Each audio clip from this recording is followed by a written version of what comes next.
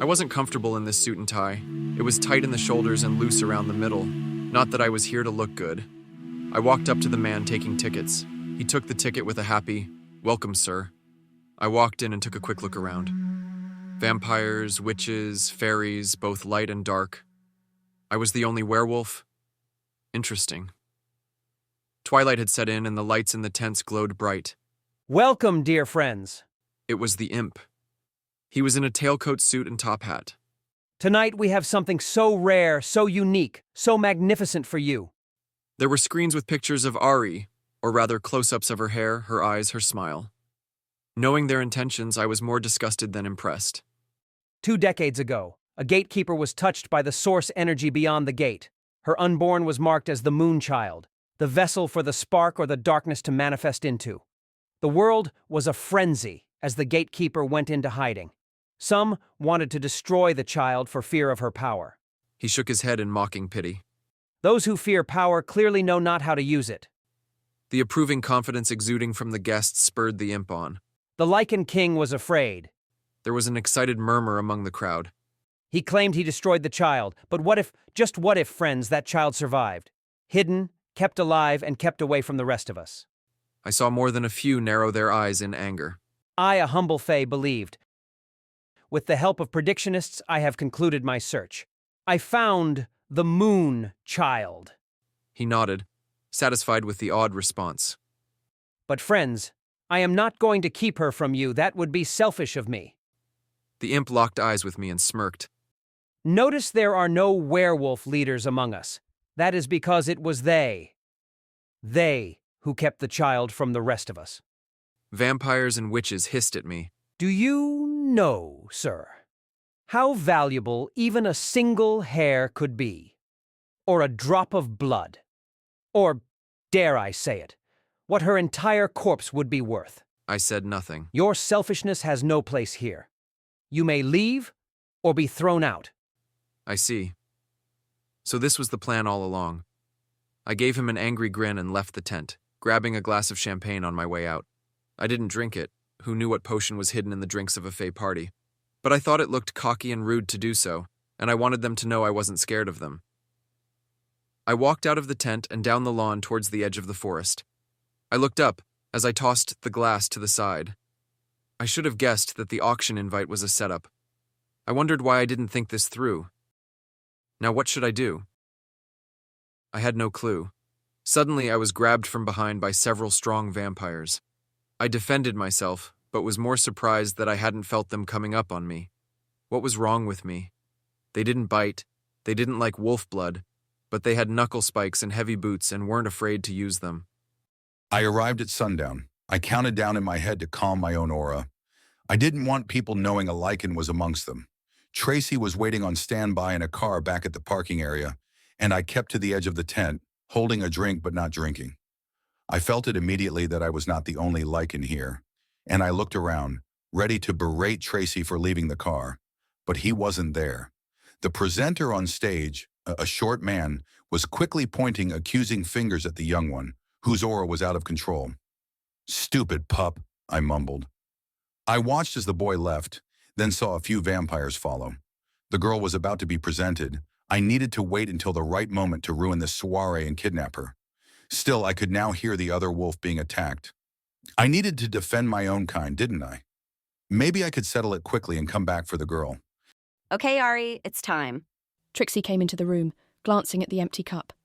Here, this is a bit of wax for your ears so you won't have to hear the boring stuff. Okay. After she set the things in my ears, all I could hear was my own pulse. Not sure that was any better at helping me stay calm. Trixie made a gesture reminding me to smile. I nodded and let her lead me onto the stage. She pointed at a spot, and I stood there obediently looking out at the strange crowd. The spotlight was painfully bright, and I found myself blinking a bit. Alvin was making grand gestures as he spoke, but I didn't know what was going on. I will be your ears. The wolf's voice spoke to me, and I heard Alvin. Now, do we have any takers for the entire package? Quick question, what would it take for the package to remain alive? Fresh blood so valuable. Interesting question. We weren't anticipating that anyone would want to keep her alive, considering her time comes in just a few days. And that would give you all the monopoly. A lady in a large brimmed hat pointed out. True. However, I'm willing to sell the package alive at the fair cost of $100 million. That's 10 times the cost of her dead. You would reap more than 10 times the benefits, I'd wager. And by the looks of our friends, keeping her alive might present some difficulty. I'll remind you that it will be in your hands to keep her alive. What happens after the sale is not our problem. We have a list of things we are bidding for, and all of them require her to be dead. A girl with a crown of flowers said sickeningly sweetly. I did my best to keep my smile as goosebumps crawled up my arms. Then I heard whispers. Hey, Trix, how did you get the girl to be so obedient? Doesn't she know she's being auctioned off piece by piece? Special potion in the juice. It keeps her docile and trusting. She especially trusts me. Trixie smiled and waved at me. I smiled at her, trying to keep the eyes from brimming with tears. Oh, look at her. She's so shy. The people are overwhelming her. She's like a puppy, I swear. After tonight, you'll be free of her. Don't forget extremely rich, too. Trixie came up to the stage and walked me back to the dressing room. She took the wax out, and I heard the clinking of flutes and excited chatter. You did great. Now, here's some champagne for you. Just relax. You look like you're about to faint. Oh, the lights were just so bright in my eyes, I said shakily, taking off my heels and putting on my sneakers. You relax your feet. You looked perfect, by the way. Trixie ran back out excitedly. Run. I bolted. I shook uncontrollably. The 4 vampires were still kicking and punching. I was slashed and punctured. But my pain came from within. It was a heat that didn't ease and was rushing through my blood. I lost my focus and roared in a way I never knew I could. The back of the tent was about 50 meters from the edge of a forest. I needed to get there quickly. I needed to hide in the woods. 10 paces out, I caught a glimpse of 4 men being thrown about violently by a beast. Werewolf? No, this was bigger. The beast's eyes glowed golden as it caught sight of me. Realizing that the moon was bright and all the beast could see was the red dress, I ran even faster. The beast dropped what looked like a leg and started to bound towards me. Reed's wolf ran ahead in order to guide the way, but just as I got to the tree line, I was yanked back. I hit the grass hard. I glanced back just in time to see a giant monstrous claw coming down at my legs, and I pulled my knees up. The claw ripped at the dress. I unzipped and slipped out of the dress as fast as I could, getting out of it just as the red material got snatched. Rushing into the shadows, I heard the yells and screams of what must have been the ones fighting the beast in the first place. I dared not look back as I heard the monster roar, the shredding of the dress mingled with tearing of limbs. I kept my focus on Reed's wolf. Run! Run! Run! The boy was beasting out. Completely out of control like a new pup, he was tearing into the vampires. 1 vampire got grabbed and torn apart. The other 3 froze in shock. That's when the beast got distracted. I watched as flowing red satin cut through the twilight blue. I was surprised when I saw it was the girl making a run for the trees. Surely the boy wouldn't go after the girl. The beast only saw red. As it pounced towards her, I ran forward just in time to yank on his hind leg and trip him up. He missed the girl but clawed into the red dress. I watched her slip out of her gown and keep running. Good girl. The remaining vampires saw their opportunity and attacked the beast again. I let go of the monster and let it rampage against the vampires as I slipped into the forest after the girl. The vampires had no hope of surviving, but they were all in a frenzy. This was exactly the distraction I needed. I could just grab the girl, but I didn't want her screams to be heard. Instead, I followed after her stealthily. I could feel another presence with her. I couldn't see it, but her actions showed great instinct, and I suspected maybe she had a guide of some sort. She didn't need my help getting away at all. Hide. I slipped behind a tree and caught my breath. I peeked over my shoulder to find that the beast was fighting the men again, the dress being torn to shreds along with them. I ran again until I got to the road. I was in a cab within 2 minutes. Luckily, as this was a big event, quite a few were waiting in the parking lot on standby. Big party tonight, eh? Love that dress. The driver smiled. Yes, thank you. Thankfully, my shapewear looked like a black bodycon. Where to? I had the cab drop me off a few blocks away from the train station. I gave the driver the 100 I had stuffed in my bra. I knew I was being overly cautious, but I swiped a hat from one of the street stands and tucked my hair under it. I kept the bill low so that no one would see my face. Think, Ari. What would people on the run do? I got to the station, keeping my face down. I reached for the ticket in my bra. I smiled at the wolf. I won't doubt your instincts again. I scanned the QR code and my locker opened. I quickly grabbed my stuff and walked towards the ticket booth, thinking that I should get on a train. A small store, labelled adults only, caught my eye. I would have blushed, but the show window had a few items that I could use. And I walked in. When I walked out, I was unrecognisable. Big blonde hair with large waves and flips, bright pink lipstick, a bra that I wore over my own that was 2 cup sizes larger, the leggings with hip padding sewn into it, topped off with a shimmery gold tank top cinched with a gold chain. I looked like a XX version of a Barbie doll. Provisions. I went to the shop next door without really looking.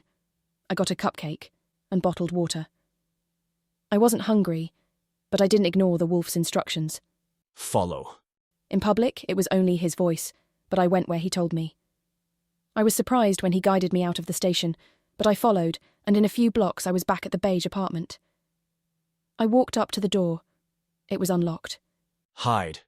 I went inside and let the lingering scent of waterfall embrace me. I fell to the floor, shaking and crying. The wolf crooned in concern but watched the door. I noted the cab number as I called Tracy to bring the car around. In no time, our car caught up with the cab and followed close.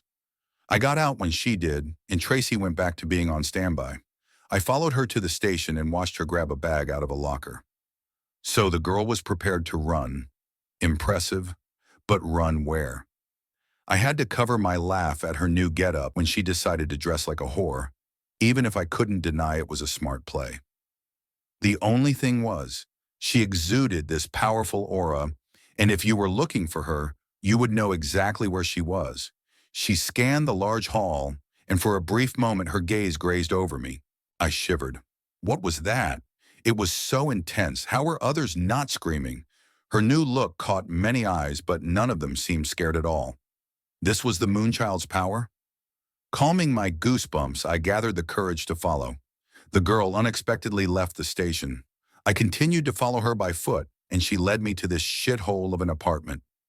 I had no idea why she chose such a seedy place to hide, but if anyone suspected her to still be alive, the upper-class creatures at the gala would never think of looking here.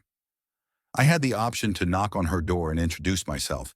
I knew I should, but I didn't have it in me to face that chill on my own. The phone rang. It was the prince. Sorry, it was the gala. The girl got away. You don't have her. I tailed her. She got away on her own. He sounded impressed. I should handle speaking with her directly. I'll be there by morning. With a sigh of relief, I waited patiently for the next step to unfold. The vampires attacked me from all directions, motioned so fast I could hardly see. I could barely catch my breath. I managed to keep one from biting at me, pushing their faces away. It was more annoying than anything that I had no sense as to where the next hit would come from. I turned, thinking to avoid a kick, when instead I crashed into the sharp nails of a hand slashing towards me. It left scratches from my jaw to my nose, and it stung. The pain reverberated through my entire body and something took over. All I saw was red. A sort of keening rang. When life came back into focus, I found myself at the edge of the forest. My hand was glistening with bloody strips of cloth and sinew dangling from my fingers. The moon shone through the pine, revealing the state I was in. Gasping as if I had been running, I stared at the carnage. Whatever happened while my mind was blank, it was clear I was the one who did it. What? Who did I kill? Body parts were mangled so badly I could barely recognize them. The grass glistened sickeningly, but it was the shreds of red satin that caught my breath. Hearing a commotion from the tent, I quickly hid myself in the woods. No, The blonde girl from Golden Leaf gasped. She was with the imp. this dress, it's Ari's. It's been torn to shreds. Shit! Did I kill Ari? How was I supposed to explain that to the Alpha? Are you sure she couldn't have gotten away? Not with the extra potions I've been giving her. Besides, her phone and wallet are still in the changing tent. Whatever did this must have grabbed her. We'll have to salvage what we can. Gather as much as possible. We will sell what we can and say some items were already sold. I'm sure our guests would be fine with that, but this is cutting into our profits? What's done is done, Trixie. He shook his head. You had one job. I gave her the drink, Alvin. That's probably why she didn't scream when she was taken. The girl huffed in exasperation. Alvin turned and signaled a man to come closer. Did you see what happened? Lichen. Lichen? It was tearing apart the bodies. I ran back as soon as I saw it. Not a werewolf? It was a beast, Alvin. Huge. No werewolf is that big. I had no idea that the royals were in town. Damn it. No eyes. I really wanted her eyes. Trixie signaled the man to bring her jars. No, I only need 10 fingers. No, those ones. With the black nails. I think it's hers. Using her magic to lift the blood and parts off the grass, she collected what could be salvaged. I watched quietly from the dark of the forest. 10 minutes and all the pieces were itemized and sent back to the tent for auction. My heart was beating fast and squeezing as if in a panic, but I didn't know why. There was nothing more I could do. I washed my hands and feet at a nearby creek and got back to my truck unnoticed. Two things ran through my mind. I likely killed Ari, and when I turned, they saw a lichen. My mind kept circling as I drove, but it was like I had no instinct to tell me how to feel about anything.